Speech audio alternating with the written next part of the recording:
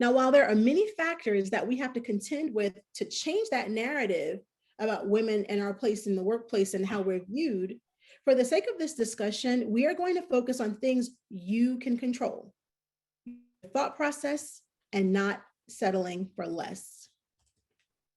So today, before we touch on our main subject of the imposter syndrome, we're going to talk a little bit about microaggressions, which many researchers believe often leads to our main topic, right? The imposter syndrome.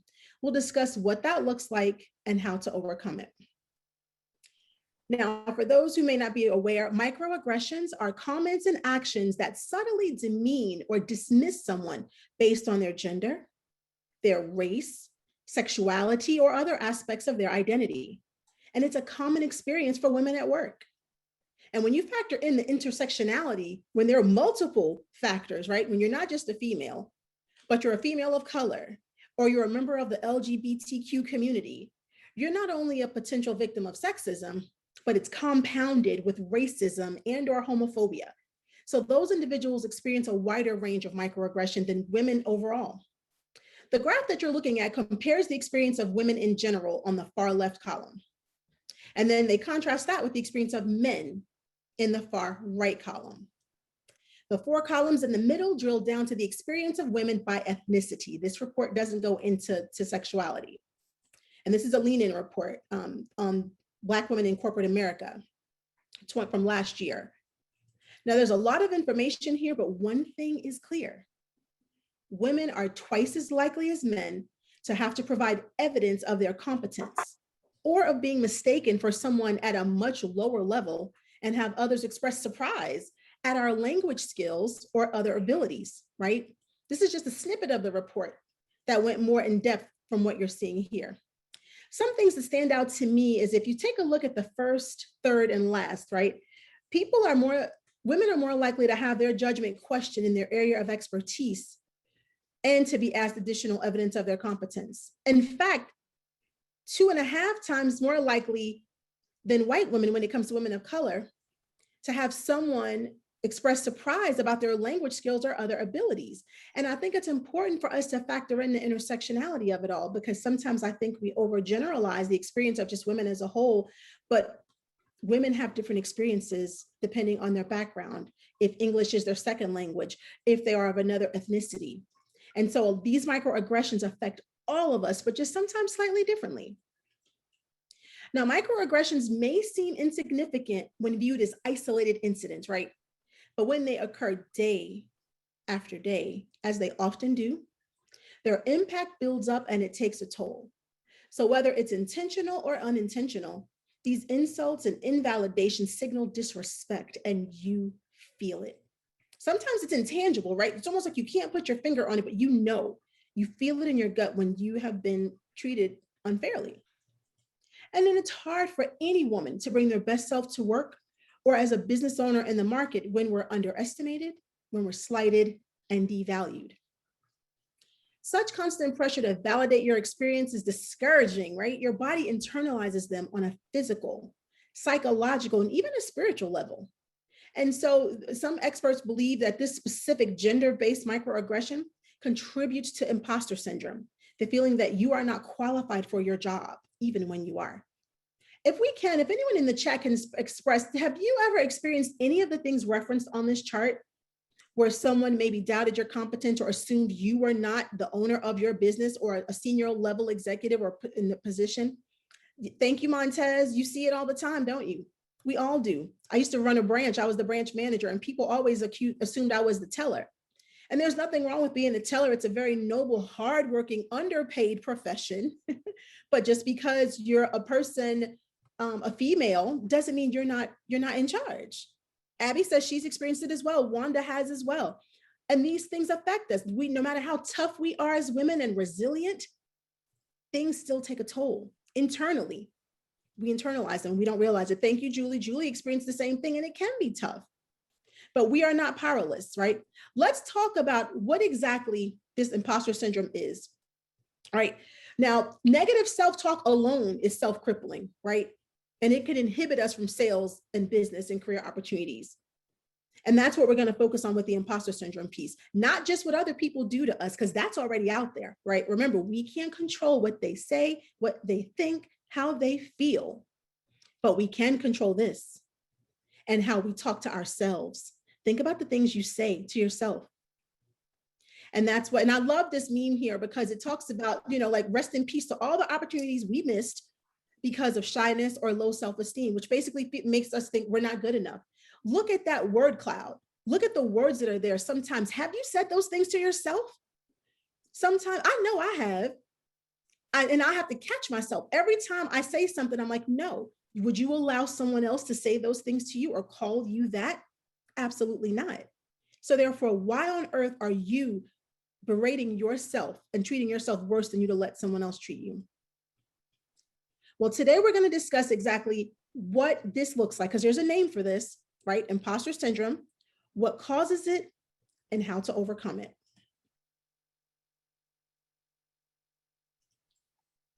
Now, the Harvard Business Review recently posted an article on imposter syndrome, and they focused on the systemic gender and racial bias as the root cause of feelings of inadequacy.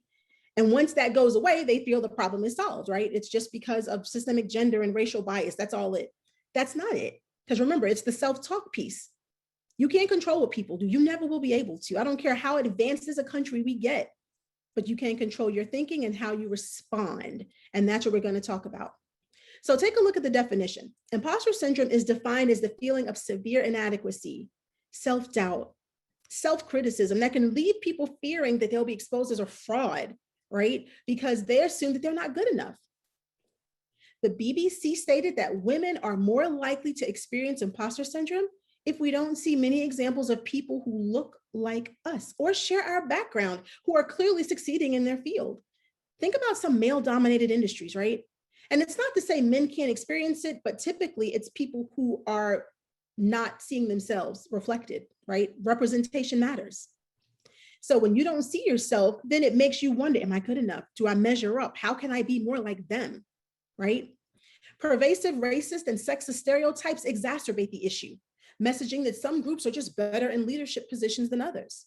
Or women aren't good leaders because they're too emotional, right? Or women aren't good at math or science, or people of color are lazy, unintelligent, or lack integrity, right? Have any of you heard of those things or had those stereotypes when it comes to women, or they're not leaders, or she's too emotional, or does that resonate? Has anyone ever said that or heard that in their circles, or heard someone else describe another person, female, that way? Yeah, and you can put it in the chat if you have it, because sometimes I think there's huge value in community, knowing that we're not alone in the way we feel, right? That's Abby and I, we talked about that before we started. You're not alone. We all experience some of these feelings and we see it. So what do we do when we feel this pressure? Some of it internal, some of it external. We talked about microaggressions, right? What do? This is how we typically respond, right? We overcompensate to prove them wrong. We're perfectionists, even in matters that don't require that level of detail, which adds to our stress levels now because we're perfectionists. We got to do it right. We're not accepting just good enough. And thank you, Rosa. I appreciate your comment. It is so true. As women, we can be hypercritical of one another. And that can just break us down even more. Like they say, if you've ever seen the memes, you have to adjust your sister's crown, right? Don't even tell people you did it. You help people. Make sure that your fellow sister of another mister, whatever race, background, language she speaks, we all are in that same family together. And we want to make sure that we are showing our support for them. If no one else is echoing and speaking for them or helping to support them in a meeting, you be the one to do it. Treat them the way you'd want them to treat you, right? Another evidence of how we overcompensate is we can't accept compliments. We will try to talk them out of the compliment. They're telling us we did a great job and you're fabulous and you're so this and so that. And no, not really. You should have seen me yesterday. Or if you had seen what I did or before I got here, we can't accept it. And then we try to convince the compliment giver why we don't deserve it. And it makes them feel awkward. So nobody's happy. We all feel miserable, right? And then what also happens, especially when you're in circles, when you see people, leaders that don't look like you, they're not females, or that just don't represent you from whatever position or identity you have, you then try to imitate those leaders. But what happens is that's not you. You're not your genuine, authentic self. And when you don't bring your authentic self to the table, people see it. They sense it. You're uncomfortable. They're uncomfortable. It just does not seem genuine, right? So we want to make sure that we can feel comfortable. But the thing is, when we're in this state of imposter syndrome, we're overwhelmed, we're stressed. And in many ways, we're paralyzed by this sense that no matter what we do, people are going to find us out. They're going to realize we don't know what in the world we're doing. And then the sky is going to fall. And when we have that debilitating fear, we're not going to reach out for better opportunities. Or if we're a manager, it's going to affect our management style. We may even be less effective, right? Because now we're a micromanager. We can't afford to let them mess up because it's going to make us look bad. And again, that perfectionism migrates over to them and that lack of confidence. And they sense that. And we don't want that, right? Has anyone ever felt that, especially the perfectionist, right? I mean, put in the chat if you have, or you feel like you have to know everything or dismiss compliments. Has anyone ever done that? And if you haven't, that's okay. You can even share your secret. We welcome. This is a forum in which we want to engage one another and learn from one another because we have similar experiences. There may be a life hack that you have that has helped you overcome the hump where you know what, I was doing that too, but this is what helped me get over it. And this is kind of like my little secret trick, my little self-pep talk that I do to keep me on track. Montez said yes. Melissa said, yeah, I have too. Superwoman. We wear it as a badge of honor, right? Julie said, yeah, and it's true. We hold ourselves back. We hold ourselves back. Very nice. And she's perfect. She's here for some good tips and tricks and perfect. So therefore I have some, but please, I welcome you all to share yours. Abby said she's worked with a lot of great women who dismiss compliments. Yeah. And Andrea says she finds herself as the only one in the room. And that is very true. That's exactly right. Where you're the only female or person of color or person of a certain sexuality or a certain gender identity, right? We have to address those things and we have to support one another. So let's take a look. Let us find out how that can be overcome. Before we do that, let's touch on another piece. We're talking academic right now, right? But there's even the traditional focus on female beauty, right? That can have an impact on self-doubt. Now, if you've grown up with messages that you're only valued for your looks or your body, not your skills or your intelligence, you may then end up thinking, well, I only got this job or this position because of that. So what if I lose that? And you focus on all the wrong things, then it's all on the aesthetics, right? Instead of your actual intelligence. But it doesn't stop there. So you already have this mental havoc going on in our heads, right? We talk about taking care of our physical health, but that includes our mental, emotional, and spiritual health too. The professional dysfunction of imposter syndrome spills over into our day-to-day mental health. And that constant pressure to validate your experience is discouraging. It's exhausting, and your body internalizes it on a physical, psychological, and spiritual level. Empower Work is a San Francisco-based nonprofit, and they provide crisis text lines for workers. And you know what they said? Imposter syndrome is one of the top issues that people reach out about. They're overwhelmed, they're stressed, they're paralyzed. They are afraid people are going to find out they don't know what they're doing. They feel like a fraud. So therefore, they're anxious, they lose sleep, they stress, they can't focus. That affects productivity, that affects career potential. You may not even reach out for that promotion because of it. And what's interesting is the whole imposter syndrome phenomenon is it's an experience that tends to fly under the radar, right? One individual learned that the phenomenon existed only after he'd successfully dealt with the feelings on his own. They didn't know it was even a thing, right? They don't know that there's another way to live. They've always had these anxious thoughts swirling in their heads. They don't realize, no, everybody doesn't feel that. And that's what we're going to talk about next, is some solutions on how to overcome this. We're not destined to be a victim of the estimation others have of ourselves or our own negative thinking. So let's talk about that next. All right, let's talk about solutions, right? We know the problem, we get it. We're flawed, we get it, but are we destined to fail? No, we're not. This is the amazing time to really do a self-appraisal, right? We're going to discuss 8 ways experts suggest to get past imposter syndrome, right? Remember what you do well is the first one. Remind yourself that you're qualified, right? And sometimes we tend to look at other people who do what we do and think, man, I wish I could do that. Like she does that so well, or he is just phenomenal. And that's great. We can learn from them. But then there are plenty of people who don't know as much as you know. Don't just look at the people that are your peers. Look at someone that maybe if you tutored someone or worked with someone younger or students, for instance, you can then realize how far you've come and how much knowledge you have. Rosa, thank you so much. You are so right. We do feel that we have to check off every single task or job description responsibility that is included in a new opportunity, and we don't. And we don't. You know why? Because men will apply for a job and have 60% of the qualifications, and they'll apply, and guess what? They'll get it. And then as women, we may get upset because, well, they didn't have this, they didn't have that. Yeah, but you didn't even apply. So you don't even know what opportunities you could have had, but they're like they did. What do they use? Their confidence, their networking skills. They know how to navigate a conversation, right? And so if we're having all this self-doubt, how can you be confident when you're worried about how you're coming across? You sabotage yourself before you walk in the door, right? We do, not just you, we, right? So Rosa brought up a very good point. You don't have to have all of them. You can have just the main ones, and even the ones that you don't have, there are skillful ways in which you can speak to the gaps that are in that you can develop. Interpersonal skills are key. Soft skills, work ethic can't be taught, right? It's either you have it or you don't. Now, technical skills and actual job functionality, that can be taught. But if you're personable, if you know how to treat people, if you're well-mannered, certain things, I mean, you can learn it, you can, but some things are just good home training, right? And what you learned when you were growing up. And some people just don't have it.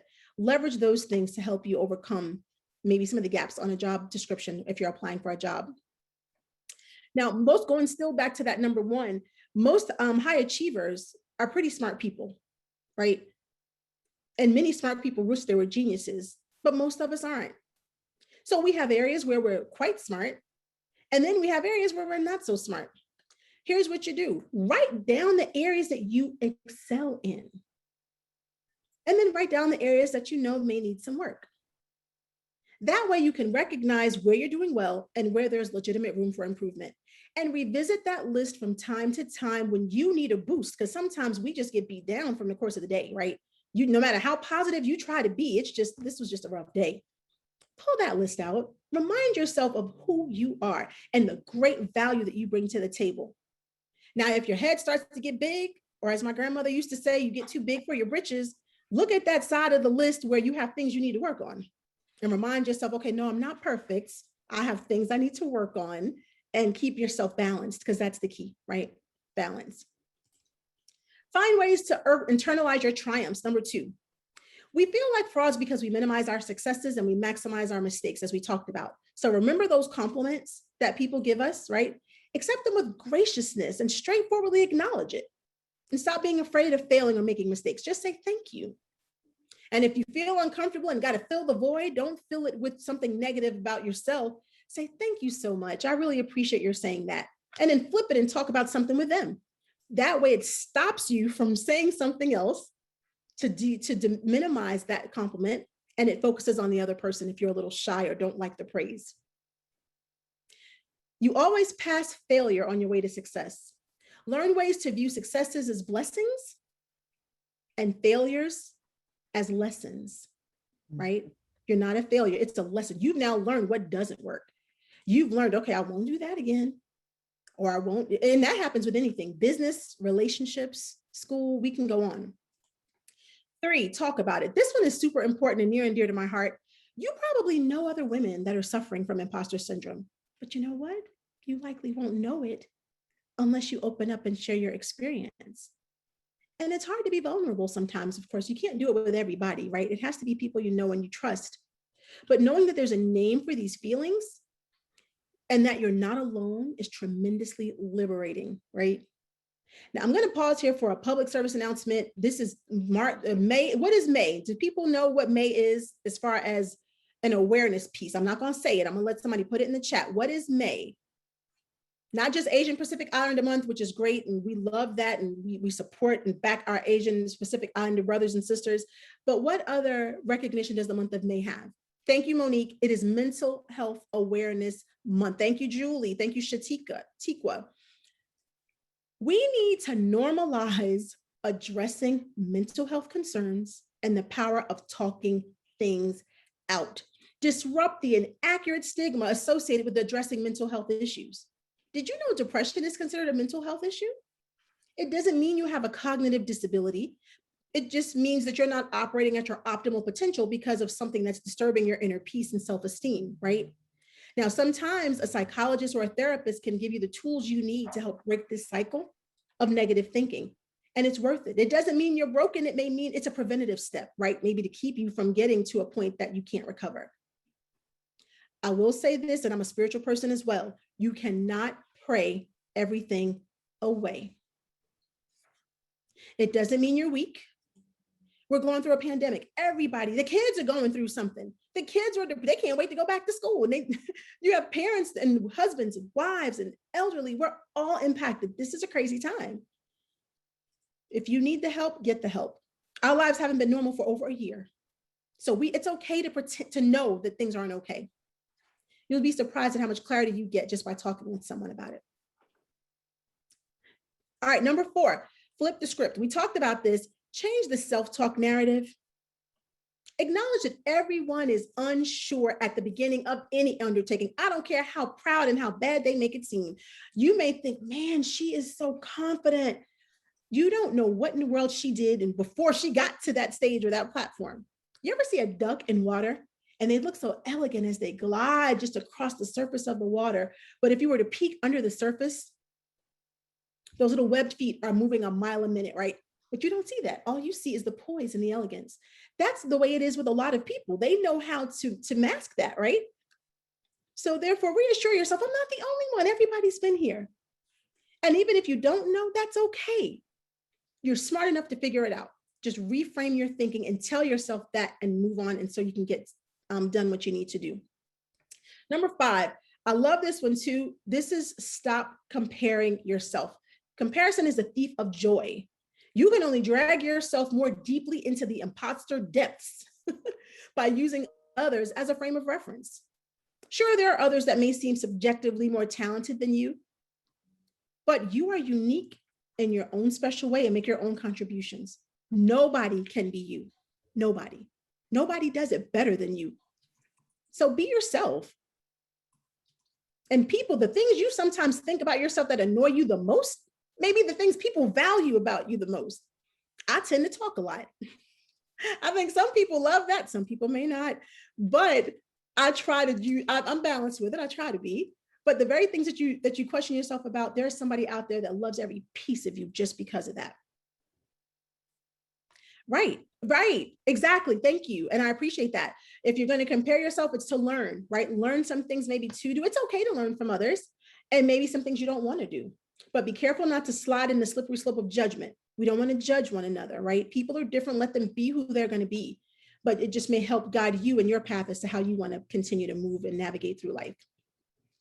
6, we talked about reviewing your accomplishments regularly. We mentioned that. Continue to do that. That's going to change as you grow and develop, right? Continue to appreciate yourself, gain confidence, and keep a journal. I use an app called Notability on my iPad. I have notes that go back to 2016, actually. I keep notes. You can type on it, you can handwrite on it, you can draw, you can record the session, take pictures in your notes. It's phenomenal.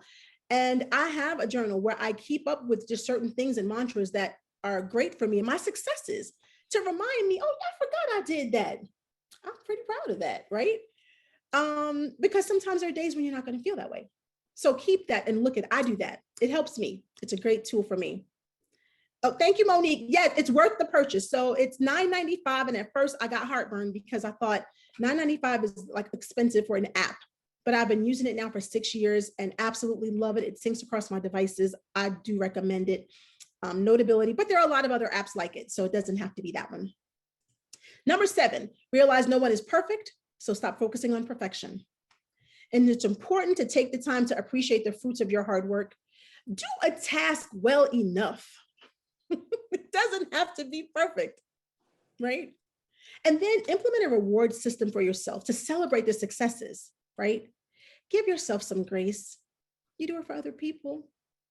Do the same thing for yourself. 8, acknowledge your emotions do not define you or your success. Feeling like an imposter has less to do with what you have done and more to do with how you feel, right? Managing those emotions. Learn to view both successes and failures more objectively, separating them from negative and destructive emotions. Just because you have a negative thought doesn't mean you have to believe it. Think of it like a visitor, right? That may pop in at inopportune times and really random times that you really don't want. Don't let it. That voice may tell you you're weak, unworthy, insignificant, you're incapable, you're unattractive, you don't have a model, a body like a model, you don't have this exclusive pedigreed education. Dismiss them, replace them with positive thoughts, affirmations, and review it regularly. Remember, we can't control all aspects of our environment, but we can control our thinking.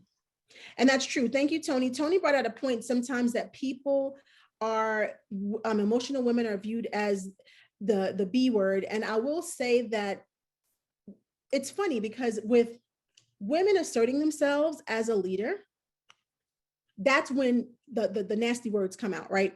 Whereas if it were a man, he shows leadership ability, right? It's the same thing for us. The problem is not with you, but it's with them. And you remember what we said, you can't change people's thinking. Assert yourself. Again, not cocky, confident, but not cocky, and address people accordingly. And don't let them get you off your game. Don't let them keep your voice up. This is something I've learned when I tend to get excited in a good way or a bad way. I talk faster. My voice elevates. I may do a little head action, like, it just depends on what's going on. And that's not a good look for me. I don't think as clearly because I may be upset. So I've learned to make sure I try to lower my voice just an octave lower to help keep me calm. I talk slower to help keep my presence and my focus so people know I'm serious and there are no games being played here, right? They can call you emotional if you're meeting them here, right? And if they do, people are gonna lie. They can say what they want, right? I love that there's a comment here too, that men tend to manage their and hide their emotions more than women. Again, that may be the case. Again, we talked about that duck, right? Where they may seem calm on the surface, but under the surface, they are sweating bullets, right? Master that art, especially if you're negotiating. I think it's good that women have emotion. You know, why not? Now we have to balance it, but that's what makes us different. If we were all the same, how do you get any type of innovation, right? That's where creativity and innovation drives and thrives on diversity of thought, diversity of background, diversity of gender, diversity of experiences. That's okay. They may not be emotional. Maybe they need some emotion, right? That doesn't make you a bad person. If you're a leader, you bring that to the table. Of course, you want to balance it and make sure, just keep yourself in check. Have your board of directors, your personal board of directors come into play. Let them kind of keep you honest and tell you, look, now see, Tamika, you were wrong for that. You really stepped out of line. You shouldn't have done that. Or then these are people you trust, not just people that you have that always have something to say. These are people who have your best interest at heart and that truly care about you and want to see you succeed. And they love you enough to be honest with you. If you don't have a personal board of directors, you need to get one. And they can be of all ages, races, backgrounds, professions. You can learn from a child can teach a lesson. So make sure you surround yourself with someone. And so thank you. Antoinette put a comment about recommending a good read for imposter syndrome and managing emotions. I'm going to give you a link to a website. She has a podcast and she has an Instagram account and she has workshops that she does on a regular basis at the end that focus just on that. She has TED Talks. I mean, she's been featured in Forbes and all these different publications. She's a psychologist based out of New York. Her and her husband actually work together, Dr. Lisa Orb Austin.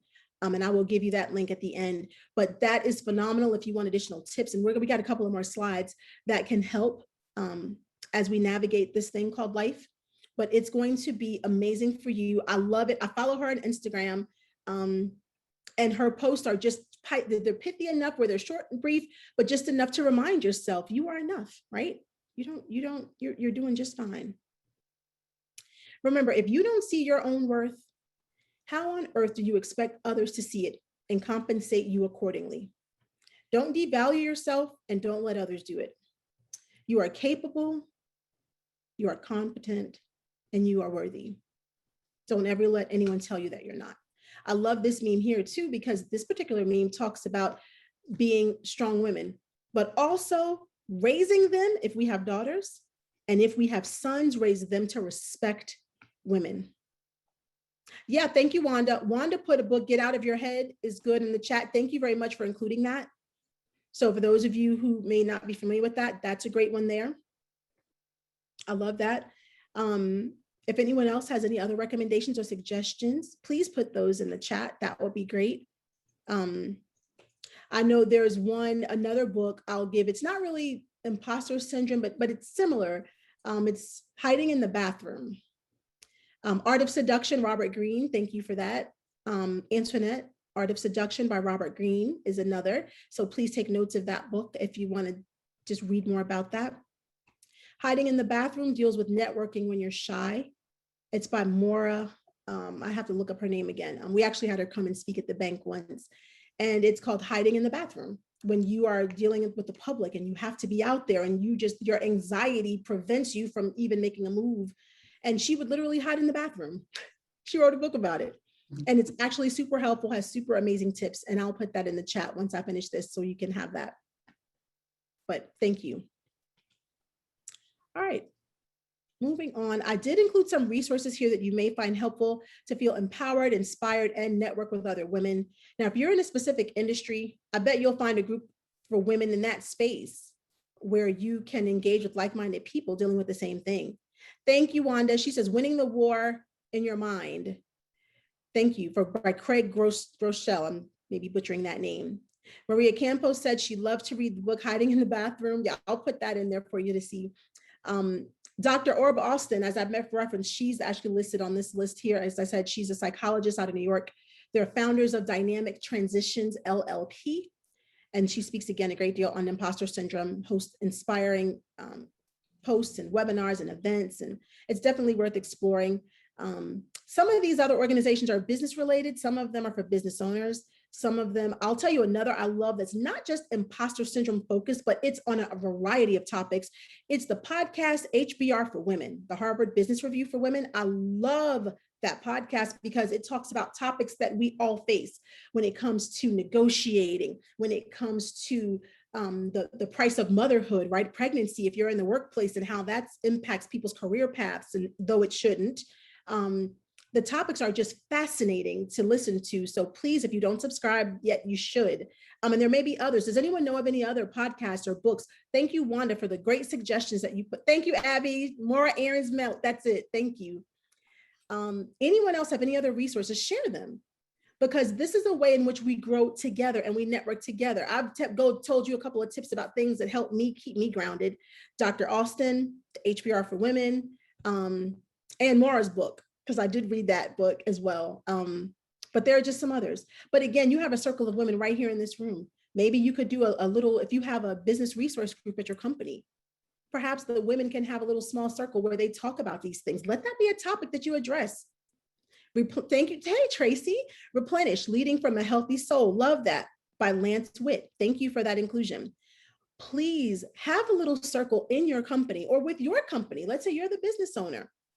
You don't know the experiences your employees may be having. They may welcome some type of dialogue where they could just be themselves. Whether you're in the room, maybe not if you're the boss, but give them a forum where they can have these conversations. Empower them.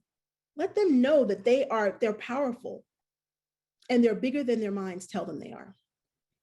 Now, as you grow in your journey, make sure you pay it forward and share the wisdom and insights that you learn with other women, just like someone took the time to pour into you. So any other thoughts or feedback? I welcome any life hacks from anyone on the call that they've experienced that has helped them really navigate through a difficult time. Or if they don't want to say for themselves, maybe it was a friend. that had an experience that they just had a difficult time making it through. And if it hadn't been for this thing here, they wouldn't have made it. Any thoughts? We have some great content in the chat box, folks. So if you haven't looked at it, copy and paste this chat box or save it before you exit this meeting so you can have these amazing books and resources there. We have, again, I think we started with Wanda. She started with, let's see, Art of Seduction. Well, there's Art of Seduction by Robert Greene. Wanda put Get Out of Your Head, Hiding in the Bathroom, Winning the War in Your Mind, Replenish, Leading from a Healthy Soul. Any other feedback and thoughts on what works for you, or self-talk tips? Like, what do you say to yourself? What's your mantra that you say that makes you feel powerful when you wake up in the morning or when you're feeling especially vulnerable?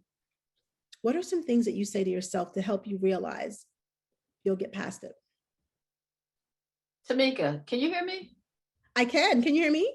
Yes, yeah, because I read an interesting article like about a week or so ago, and they were talking about where the article said, why are we still utilizing the imposter syndrome? And I was thinking, like, was this the concept that developed? How did we get to referring to the imposter syndrome and why it's so widely used and just thrown around? And it was just a really interesting article. And I wanted, can you expand upon like the origins of how we got here, basically? So, and that's a good question. So while I'm not a licensed therapist or psychologist, I can't speak to what they would speak to. And I have read articles, like even in the Harvard Business Review, where they spoke to the fact that all it does is exacerbate the issue that women feel inferior. But in actuality, as we mentioned, when people feel that they feel they're a fraud, they feel that they're not good enough, they feel like they're a fake in their own skin. That's kind of where the coining of the phrase comes from. And as far as actual technical origins, I could do some research on that and get back to you on that. But from what I've read, it has to do more so with the feeling that we have when we just don't feel like we're good enough. And whether you call it that or anything else, remember Albert Einstein experienced this, right?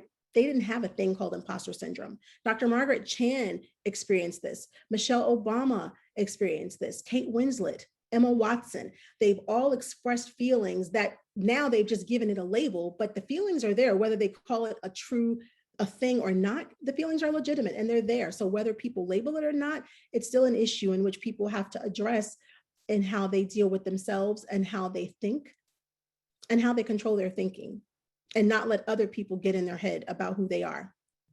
Mm-hmm. Julie put the Daily Calm is really great. And thank you for that. What is the Daily Calm? Is that a book or is that a podcast? Is that? Yeah, it's an app and they have daily meditations. It's like 10 minutes maximum. And it's just, I don't know, I start my mornings with that. And it's just a nice little way to wake up and meditate and, I love that. Thank you for that. Is that the same app where they include, because I know I have the Calm app. I listen really more to the nature sounds. That's the only thing I listen to. So it's the same app. Okay. That's it. They just have a section that just is the Daily Calm and it has like 10, 15-minute excerpts that you can do in the morning or at night. So yeah. I love that. Positive mantras. So now with Calm, I think there's a free version of that app and then there's a paid version. So if you do decide to download it, just be sensitive to that. Also, I think if you're an American Express card holder, you might get a year for free, if I'm not mistaken. Now I could be wrong. So correct me, Julie, if I'm off base with that. Perfect. Okay. Perfect. But it is a great app, especially for the nature sounds. Many that soothing sounds like the ocean are very calming and peaceful to me. And that has it on there with a timer. So I love that. Anyone else? Great thoughts and feedback before we wrap up. Mika, I have a quick question for you, actually. There's that phrase, fake it till you make it. We all talk about it. In relation to imposter syndrome, what are your thoughts and views on whether that's actually helpful or detrimental when it comes to imposter syndrome? That's a good question. And thank you for bringing that up. That is a common phrase. And I think it goes back to the confidence piece, right?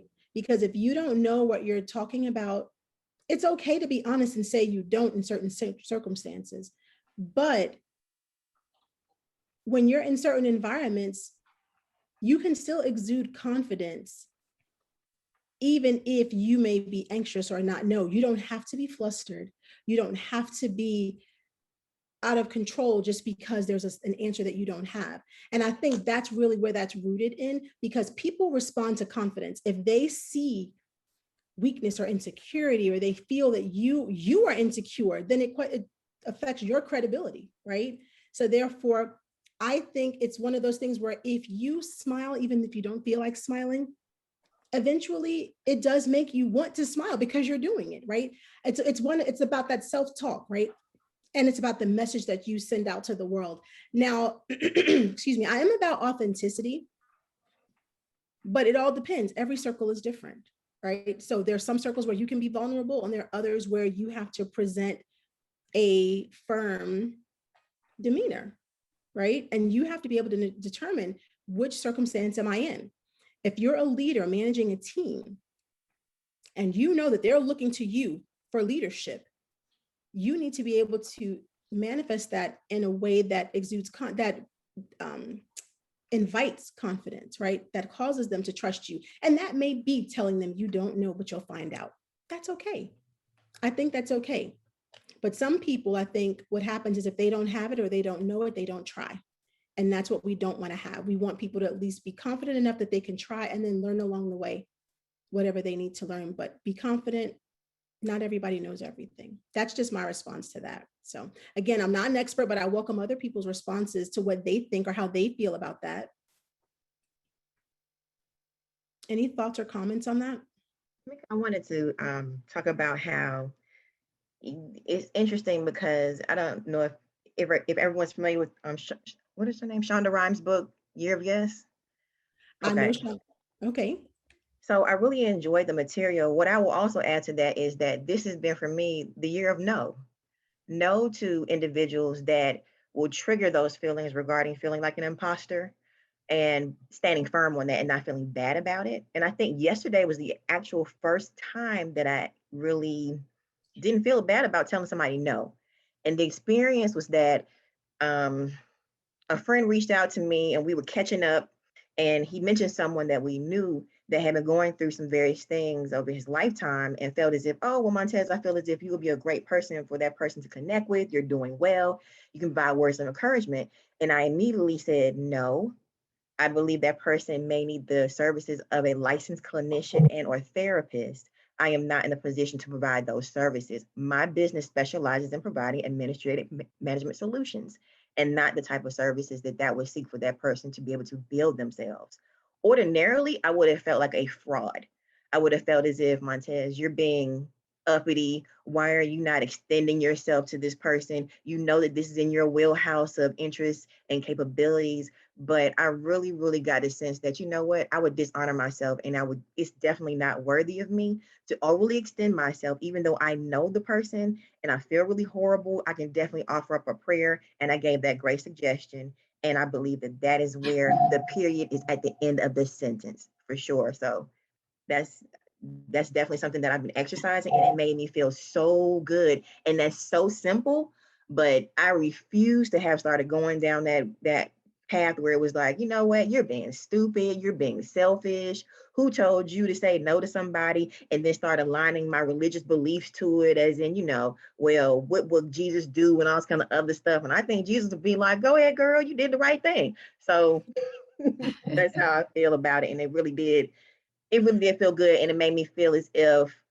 because I told the truth, because I think a part of the imposter syndrome is that you lie to yourself so much that it ends up compromising your perception of what exactly it is to be truth, because people throw around a lot.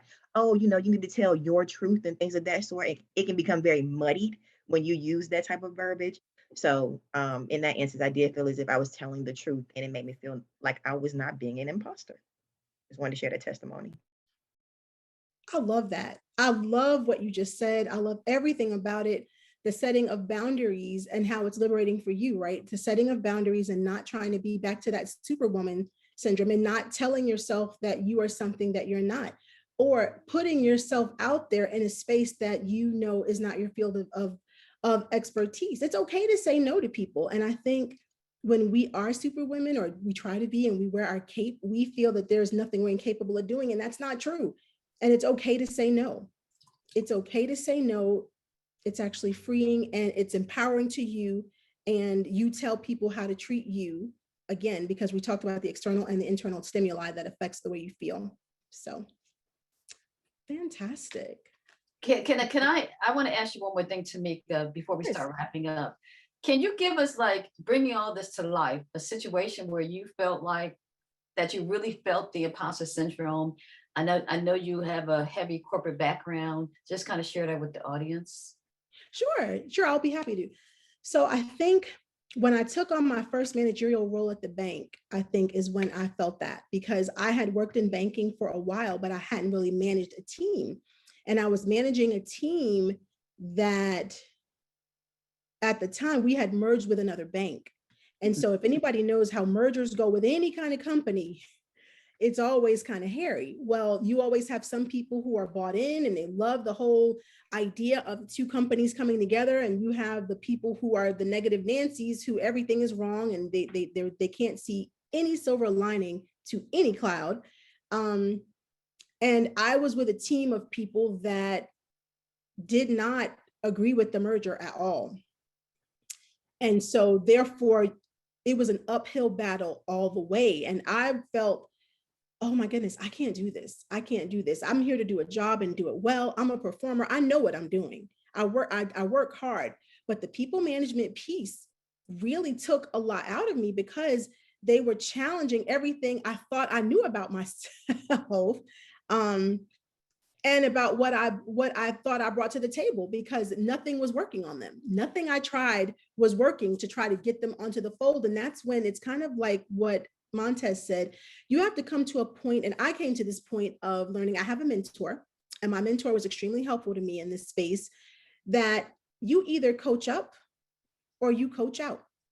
If people are not willing to get on board with the way things are going to be, and again, I'm not any type of arbitrary, I'm not a dictator. I'm very collaborative. I'm all about we all rise together, right? It's not just me and I have to be in the spotlight. I'm so not like that. If anybody knows me, I'm not that way. I want us to all be lifted up together. And if we can't see the same eye to eye, no matter despite my efforts, then it's time, really, then this may not be the best place for you. And that's actually how it turned out being. I ended up having to turn over my entire staff. And that was the most trying time of my life, really, my professional life. But I've learned so much from that, and I've been able to be a resource to other women when they went through that. So the solution, or the moral of the story, is some things you can't control, but you tap into whatever resources you have internally and externally. Because at that point, I was at my wit's end. I was in a space that I had never navigated. I reached out to someone who had more experience and that I trusted. And therefore she was able to help me. And that was the way it ended successfully. So. Thank you. Good. And I did want to comment on that scripture. I know we're out of time. I'm sorry about that. But I did want to just say that with the scripture, I love that. I know, it's a professional forum, but I'm a firm believer in spiritual scriptures that keep me grounded as well, which I didn't go into those. If anyone wants some, I'm happy to share offline. But those are really helpful to me as well. So. But I appreciate you. I thank you for your time. I thank you for your attention. I hope that something I said was of value. Thank you all for your contributions, because I learned from you too. We learn from each other. And that's what it's all about, uplifting one another. So I thank you for your time, Antoinette. Thank you for the opportunity. And if I can be a resource to anyone in any other spectrum, because banking and lending that's what I do. That's my day job. That's what I do.